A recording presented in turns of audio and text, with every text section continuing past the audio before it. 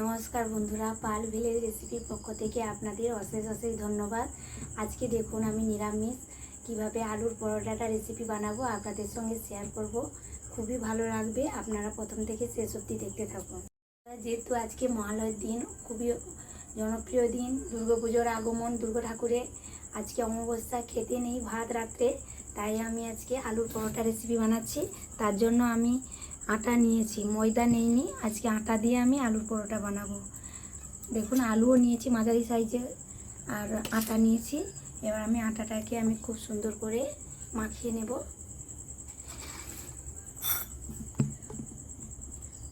অল্প একটু বাটিতে করে তুলে রেখে দিচ্ছি। আমি আজকে অনেকগুলো করব, তো তার জন্য আমি অনেকটা পরিমাণ আটা নিয়েছি।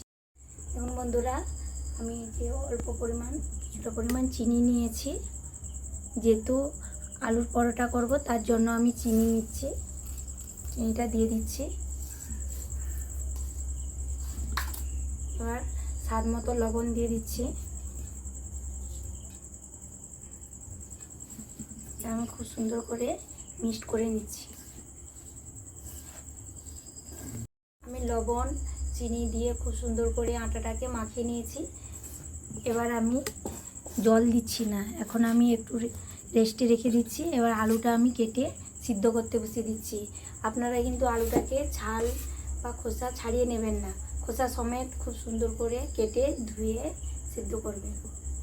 দেখুন বন্ধুরা, আমি এইভাবে দুখাতি করে নিয়েছি আলুটাকে, এবং খোসা সমেত খুব সুন্দর করে আমি ধুয়ে নিচ্ছি।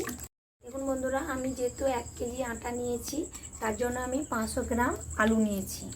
আলুটাকে এইভাবে আমি কেটে নিয়েছি, খুব সুন্দর করে ধুয়ে নিচ্ছি। ধুয়ে আমি কড়াইতে দিয়ে দিচ্ছি।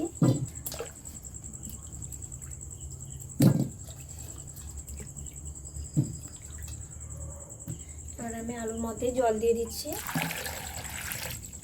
বন্ধুরা, আমি তো আলুটা সেদ্ধ করতে বসিয়ে দিয়েছি উনুনে।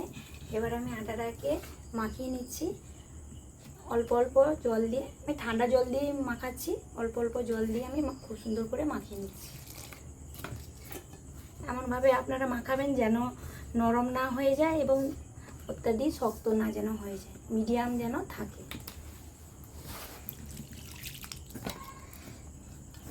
আপনারা সবসময় বাড়িতে তো ময়দারই পরোটা খান, একবার আটার পরোটা খেয়ে দেখবেন, খেতে খুবই সুন্দর লাগবে এবং শরীরে খুবই উপকার আটার পরোটা খেলে। বন্ধুরা, আমার আটাটা খুব সুন্দর করে আমি মাখিয়ে নিয়েছি। এবার আমি 10 মিনিট রেস্টে রেখে দেবো। দেখুন খুব সুন্দর করে মাখিয়ে নিয়েছি। এবার আমি 10 মিনিট ঢাকনা দিয়ে রেস্টে রেখে দিচ্ছি। দেখুন বন্ধুরা, আমি আলু মাখানোর জন্য যে ভাজা মশলাটা রেডি করব সেটা আমি এক এক করে ভেজে নিচ্ছি। এই যে দেখুন, শুকনো লঙ্কা নিয়েছি, শুকনো লঙ্কাটা আমি খুব ভালো করে ভেজে নেব। আর এক সাইডে আলু সিদ্ধ করছি, এক সাইডে আমি লঙ্কাটাকে ভেজে নিচ্ছি।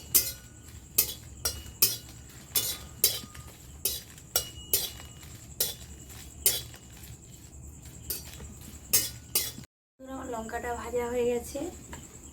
এবার দেখুন, আমি নিয়েছি ছোটো এলাচ, দারুচিনি, লবঙ্গ এবং গোলমরিচটাকেও ভেজে নিচ্ছি।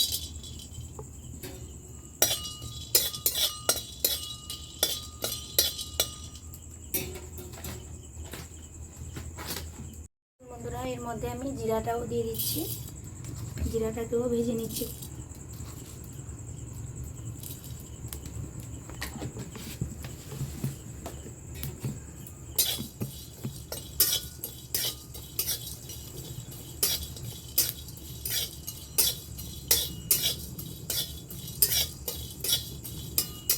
আমার জিরাটাও ভাজা হয়ে গেছে, আমি নামিয়ে নিচ্ছি। এবার দেখুন, আমি চীনাবাদাম এনেছি আলু মাখানায় দেওয়ার জন্য। আমি চীনাবাদামটাকে ভেজে নিচ্ছি।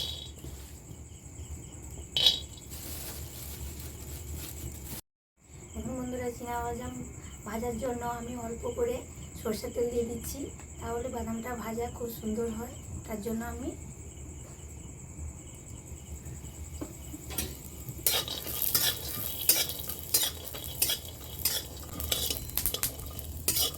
ছানাগুলো খুব সুন্দর করে ছটফট করে ফেটে যাচ্ছে।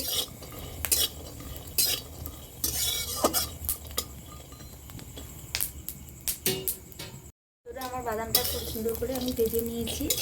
এবার আমি বাদামটাকে নামিয়ে নিচ্ছি। সরষের তেল দিয়ে দিচ্ছি, দিয়ে আমি মাঝারি সাইজে 4খানা পেঁয়াজ কেটেছি। পেঁয়াজটাকেও খুব সুন্দর করে আমি তেলের মধ্যে ভেজে নিচ্ছি।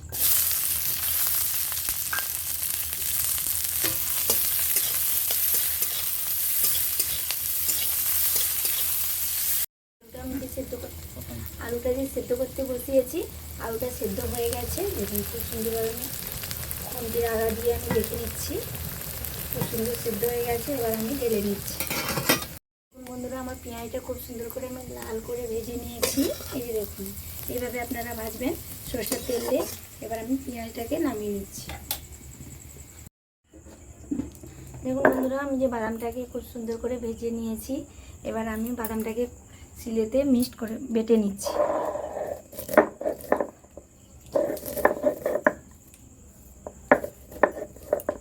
হালকা করে বাটছি, পুরোটা একবারে যে মসৃণ করতে হবে সেরকম কিছু নয়, আমি হালকা করে বেটে নিয়েছি। এটা আমি আলু মাখানায় দেবো বলে তাই আমি এটা তুলে নিচ্ছি। এবার আমি জিরাটা, মরিচ, লবঙ্গ, এলাচ যেগুলোকে যে আমি ভেজে রেখেছিলাম এটাকেও অর্ধেক করে ভেঙে নিচ্ছি।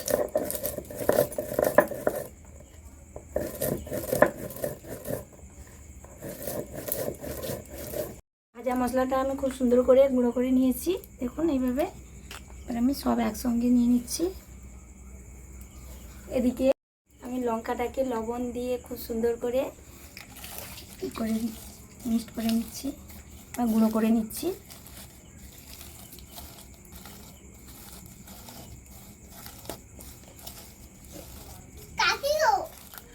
বলো। হ্যাঁ, লঙ্কাটা খেতে কি লাগে? ভালো লাগে, ঝাল লাগে। ঝাল লাগে লঙ্কা খেতে। আলুটাকে খুব সুন্দর করে আমি খোসা ছাড়িয়ে নিয়েছি। এবার দেখুন এক এক করে মশলাগুলো আমি দিয়ে দিচ্ছি। দেখুন বন্ধুরা, আমি যে পেঁয়াজটাকে খুব সুন্দর করে ভেজে নিয়েছিলাম এটা আমি দিয়ে দিচ্ছি আলুর মধ্যে। এবার বাদাম আর ভাজা মশলাটাকে একসঙ্গে রেখেছি, এটাও আমি দিয়ে দিচ্ছি আলুর সঙ্গে।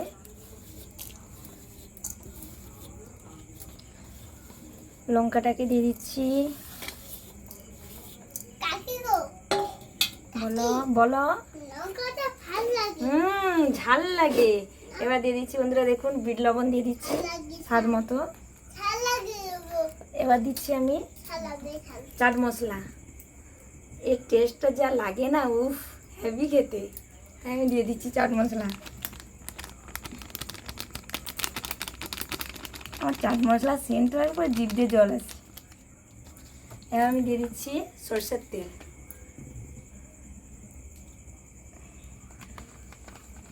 দিয়ে আমি খুব সুন্দর করে আলুটাকে মাখিয়ে নিচ্ছি।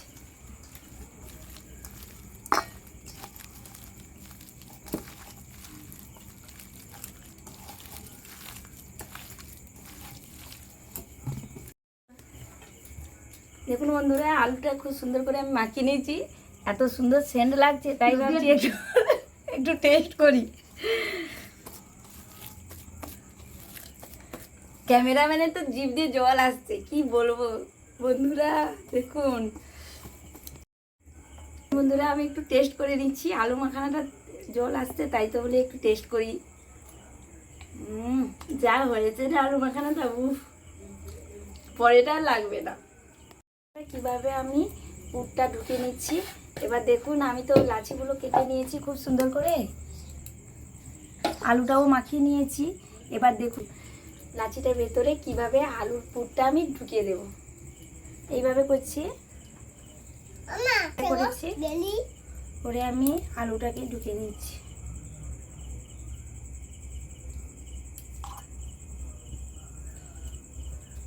খুব সুন্দর করে আপনারা ঢুকাবেন যাতে না আলুটা বেরিয়ে যায়। এইভাবে মুড়ে দিচ্ছি,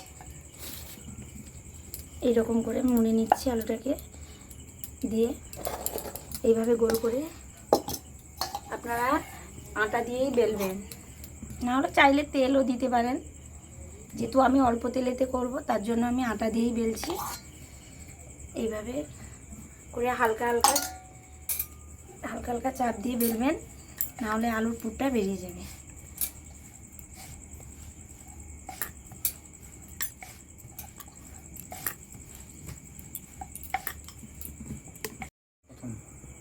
দেখুন বন্ধুরা, আমি উনুনে কড়াটা বসিয়ে দিয়েছি। এবার আমি হালকা করে সাদা তেল দিয়ে দিচ্ছি, অল্প করে দেবেন। দিয়ে আমি এই যে আটাটা বেলে রেখেছি ওটাকে আমি দিয়ে দিচ্ছি।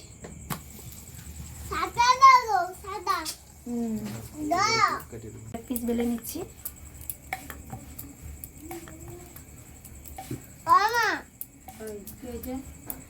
আলুর পরোটা যা খেতে,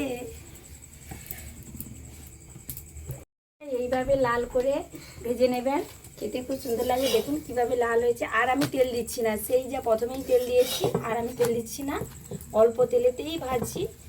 আমার হয়ে গেছে আলু পরোটাটা, আমি নামিয়ে নিচ্ছি। গরম হাত দেবে না। আবারও এক পিস আমি দিয়ে দিচ্ছি কড়াইতে।